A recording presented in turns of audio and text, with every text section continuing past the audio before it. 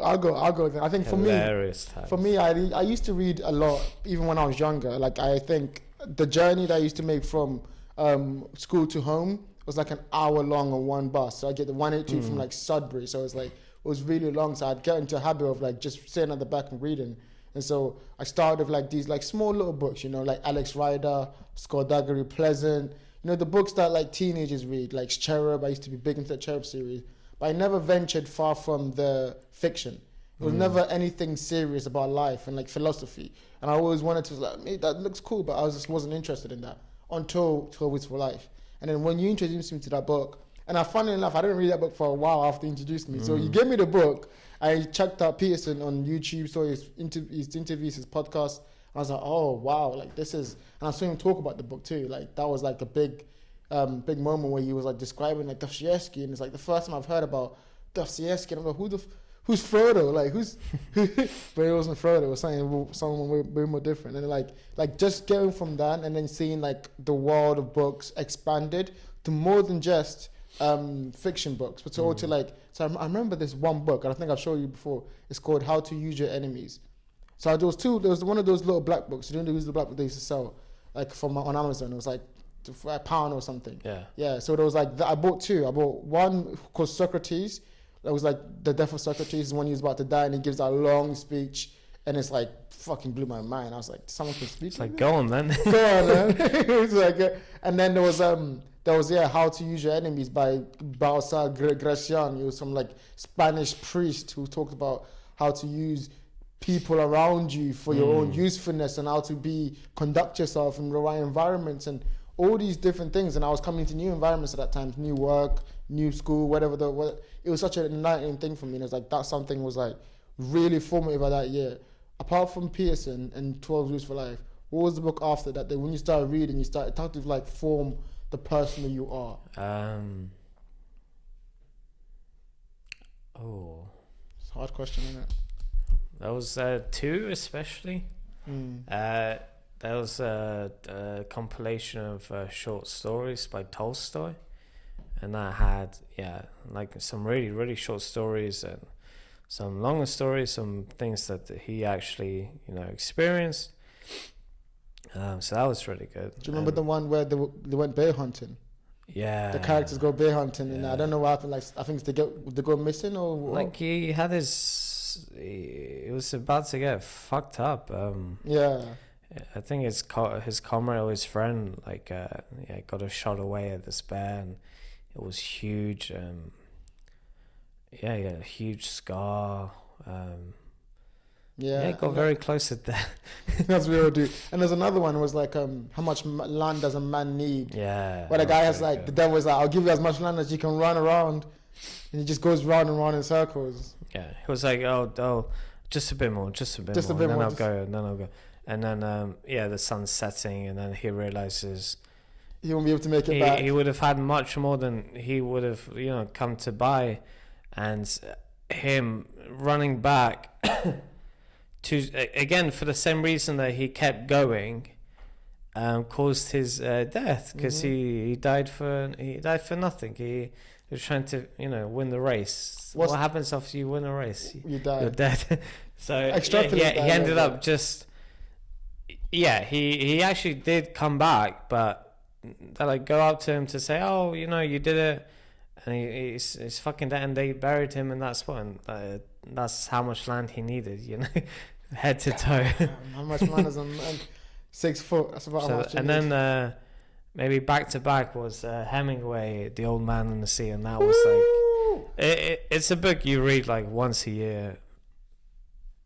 Even when you're fucking dead, they'll bury me with that book, because it's just really good.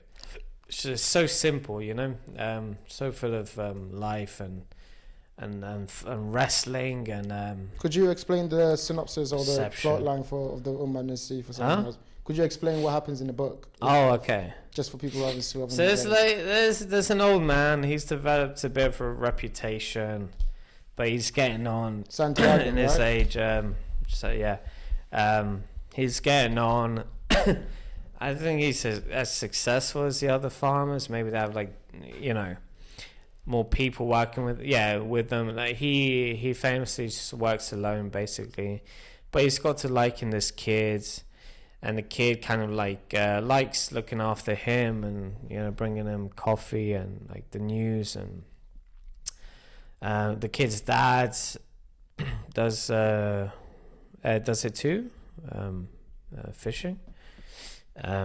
So he normally goes with his dad, but yeah, he just like asks to go along with Santiago because he's like alone, and like he's into baseball, and they talk about that.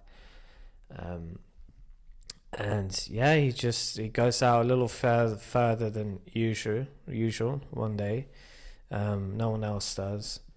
And then it's always dreamt of catching a big fish his whole life. And then he sees one, and it's just him like on his boat. So it's like, you know, that's enough for a story. Oh, just breaking my mic.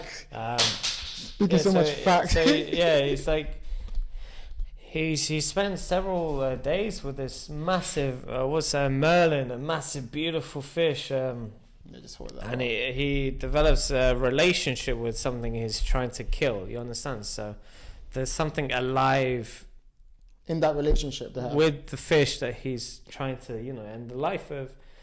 And he's talking to his fucking hands because they're cramping.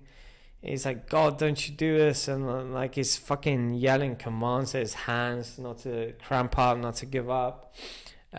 His flesh is being torn apart. So is the fish's. It's like this immense struggle with what this man wants, what he's like wanted all his life, and he actually gets it. You understand?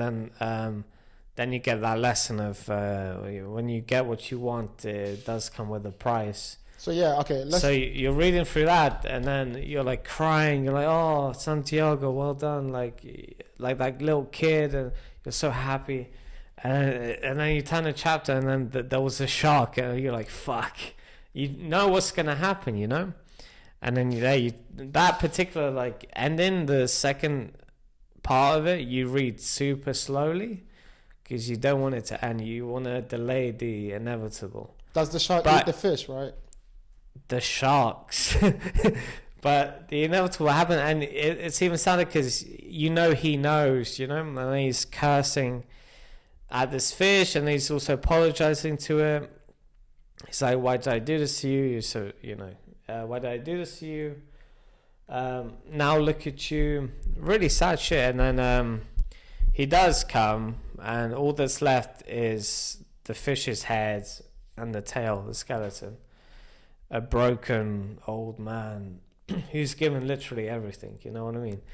Yeah, the kids brings him like a newspaper, coffee, gets him warm, and the whole town sees what he's done, and that's just the end of the story.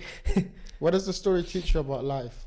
Especially that when you first read it. I know you've read it multiple times now. Yeah. Well, like, talk about when it teach you about life when you first read it and how it's changed for every reading. I think when I first read it, it was just more emotional. I got invested in it. I got invested in how much he got invested into what he wanted.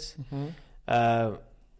His dialogues on his own just affected me. I was like, that's all it takes, really, just you to have a good dialogue to, you know, motivate and move yourself to a good cause. Mm-hmm. And then over time, you reread it, and like it affects you emotionally. You do learn about the prices you pay in life for your wants that you do actually get. Mm-hmm. It teaches you about not giving up, no matter what, and don't say no to help as well. Yeah, and I think, having read that book myself, the Old Man in the Sea was it was a weird turning point, because it was one of those fictions that didn't read like fiction. It felt like real. It felt like this actually happened to him, and you could tell obviously this is Hemingway. Because it's like when I first started reading Hemingway, my first Hemingway book, and it's not actually a big book. It's like a small book. You can read it in a day. So sitting there, and then as you're getting to that point where you're talking about where the sharks turn up, you're engrossed in the story. It's a slow burn. It takes a while to get going. Yeah. But then when it gets going at that point, you just can't stop. You have to pay attention, You have to find out what's going to happen. He's a page turner. And just like you said, the dialogue he has with himself about, like, I think there's a part where he's having to wait the fish out, and the conversation he's having with himself about waiting for the fish. And it's like he's having this like talk with himself, and it's deeper than just the fish. It's like you can extrapolate it to like life or to like big goals. If you want to, how to be patient when you get what you want, how to really like come after, and then when you get what you want, what happens when people come take it away? You feel this sense of increased disappointment because the things that you worked so hard for is not going to get taken away. Then to come around in the end and see how he kind of deals with that perspective he has, where he loves this thing, like you were saying, he developed this relationship with this thing that he was trying to catch. And then like now he's like, oh yeah, I fell for you because like, you know, like I've introduced this thing into your life. And like, I think obviously it's a massive like analogy, but like to see how a simple story can be extrapolated, or a big concept can be like even condensed to a simple story. That's like, I learned that's the first time I saw that done that well in fiction, that age. And it was super cool. And I mean, it's not even just that book, like, you know, to move from like Old Man in the Sea to books like Man's Search for Meaning. I know that's another book that you introduced me to, and like I remember after you read it, you giving it to me, and I was literally, I think I stayed up that night or like that morning, the morning you gave it to me. I remember sitting there reading it, and then I was like, as soon as I read it, we went for a walk because I needed to clear my head. Talk to me about Man's Search for Meaning, and then first off, talk about what the book is about, and then also what you learned from reading that book. I haven't read that one in a while,